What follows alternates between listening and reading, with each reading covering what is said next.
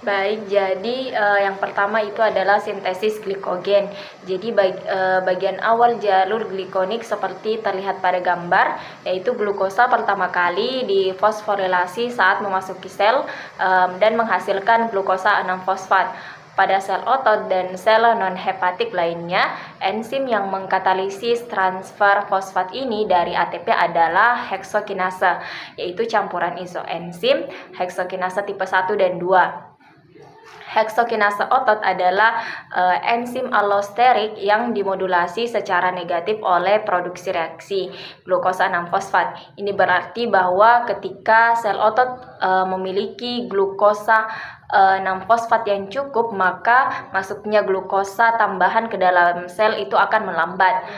Fosforilasi glukosa di hati dikatalisis terutama oleh isoenzim heksokinase yang disebut glukokinase.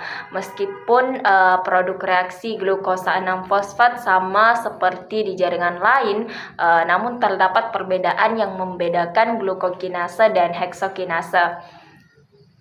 Misalnya heksokinase otot dihambat secara allosterik oleh glukosa 6-fosfat, sedangkan glukokinase hati tidak.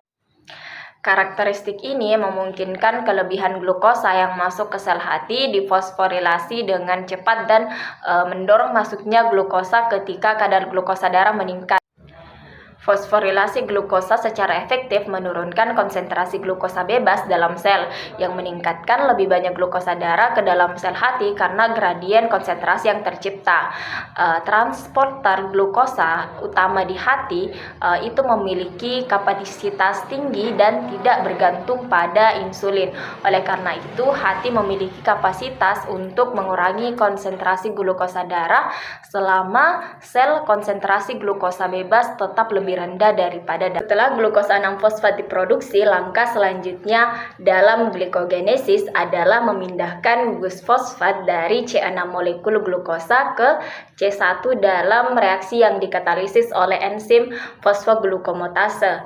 Dalam reaksi glikogenesis berikutnya, energi yang diperoleh dari hidrolisis ikatan anhirida AB fosfat dari uridina trifosfat, yaitu UTP ke UMP, memungkinkan uridina monofosfat yang menghasilkan untuk digabungkan ke glukosa 1-fosfat, yaitu untuk membentuk uridina difosfat glukosa.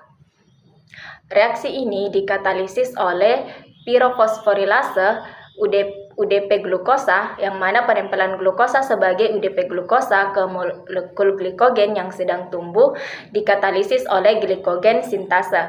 Glikogen sintase dapat menambahkan UDP glukosa hanya ke rantai polisakarida yang mengandung sedikitnya 4 unit glukosa. Ini memerlukan beberapa molekul primer glikogen pendek yang hanya terdiri dari beberapa unit glukosa. Primer glikogen awal dibentuk oleh protein yang disebut glikogenin, yang mana yang mengikat 1 unit UDP glukosa ke residu tirosenin di tempat pengikatannya. Glikogenin kemudian menstimulasi autoglukosilasi rantai yang sedang tumbuh menggunakan lebih banyak UDP glukosa sebagai donor glukosa. Glikogen sintase kemudian mengambil alih setelah rantai glukosa mencapai panjang yang cukup. Glikogenin di otot tetap berada di inti molekul glikogen, tetapi di hati lebih banyak molekul glikogen daripada molekul glikogenin yang ada, yang menunjukkan bahwa glikogen harus dipisahkan laju dari protein. Nah, selanjutnya pembentukan cabang glikogen. Glikogen sintase ada dalam bentuk aktif dan bentuk kurang aktif. Insulin memfasilitasi sintesis glikogen dengan merangsang defosforisasi glikogen sintesis. Glikogen reaksi sintesis adalah target utama stimulasi insulin. Efek laporan pada glikogenesis ketika 6 atau 7 molekul glukosa ditambahkan ke rantai glikogen. Enzim percabangan mentransfer ke gugus hidroksil pada C6. Glikogen sintesis tidak dapat membentuk ikatan 1-6 pada titik percabangan. Nah, tindakan ini diserahkan kepada enzim percabangan yang juga disebut amilo, di mana 1416 transfer glikosilase yang mentransfer segmen oligosakarida dengan 7 residu dari ujung rantai glikogen utama ke gugus hidroksil C6.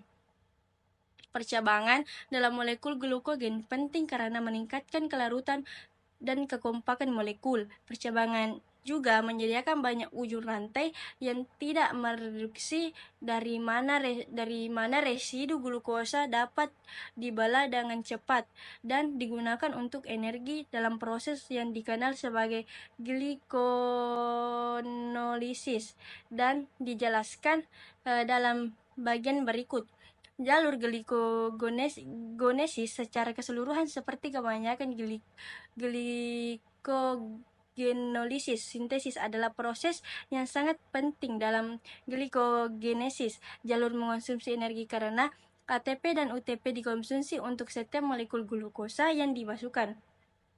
Karbohidrat makanan bukan satu-satunya sumber glukosa yang digunakan dalam sintesis glikogen. Glukosa yang baru disintesis melalui glukogenesis menyediakan sumber glukosa 6-fosfat lain yang dapat digunakan untuk sintesis glukogen di hati.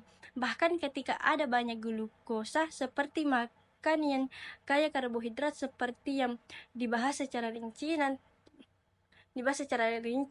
karena glikogenesis menghasilkan glukosa 6-fosfat dari sumber non-karbohidrat termasuk laktat, produk sampingan glikolisis dalam sel darah merah. Sel otot meskipun mungkin tampak paradoks bagi keduanya, glukogenesis dan glikogenesis berfungsi secara bersamaan. Gluconeogenesis menyediakan sekitar sepertiga glukosa 6-fosfat yang digunakan untuk sintesis glikogen di hati.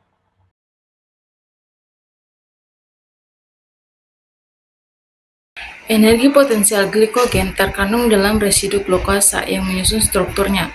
Glycogenolisis adalah pemicahan glikogen menjadi unit glukosa individual yang dikatalisis oleh enzim glikogen forfilase. Proses ini terjadi ketika residu glukosa dibelah secara sistematis dari ujung cabang glikogen melalui jalur pelepasan energi. Meskipun glikogen fosforilase membelah ikatan glikosidik, enzim pemutus cabang diperlukan untuk menghidrolisis ikatan pada titik cabang. Pada saat aktivitas glikogenolitik meningkat, glukosa fosfat dapat digunakan untuk sintetis glikogen di hati.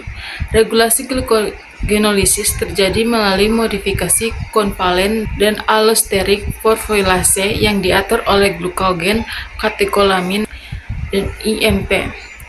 Forfilasi otot dan hati adalah isozim yang memiliki peran fisiologis yang berbeda. Forfilasi otot melepaskan glukosa fosfat untuk energi sel, sementara forfilasi hati menyediakan glukosa darah. Perlakuan hormon epinefrin dan norepinefrin dapat mempengaruhi aktivitas glikogenolisis. Selanjutnya, kita akan membahas mengenai pengaturan glikogen fosforilase. Regulasi kovalen fosforilase ditingkatkan oleh glukagon dan katekolamin, epinefrin dan norepinefrin.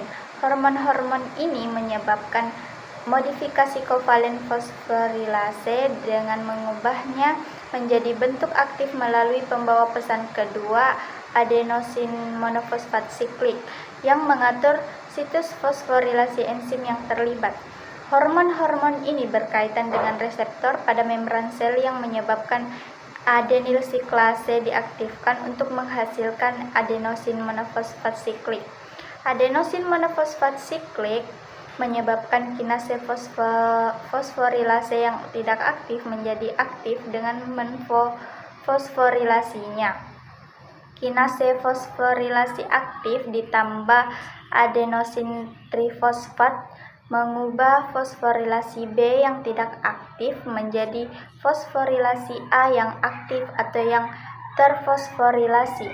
Fosforilasi A yang terfosforilasi kurang sensitif terhadap aktivitas allosterik yang dibahas.